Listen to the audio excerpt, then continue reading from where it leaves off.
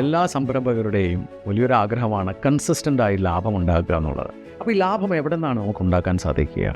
Sales price കൂട്ടിയാൽ ഒരു മാർഗ്ഗമാണ്. പക്ഷേ ഇന്നത്തെ കോമ്പറ്റീറ്റീവായിട്ടുള്ള മാർക്കറ്റിൽ നമ്മൾ എങ്ങനെയാണ് സെയിൽസ് പ്രൈസ് കൂട്ടുക?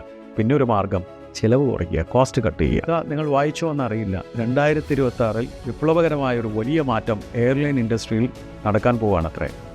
പല എയർലൈൻ കമ്പനികളും അത് ചർച്ച തുടങ്ങി 2026 ഇംപ്ലിമെൻറ്റ് ചെയ്യുമത്രേ. ഞെട്ടരുത്, നമ്മളെല്ലാവരും ഫ്ലൈറ്റിൽ കയറിയാൽ ഇരുന്നു കൊണ്ട് സീറ്റ് ബെൽറ്റ് ഇട്ട് കംഫർട്ടബിളായി ഉറങ്ങിപ്പോകുന്നവരാണെങ്കിൽ ഇനി സ്റ്റാൻഡിങ് സീറ്റുണ്ട്.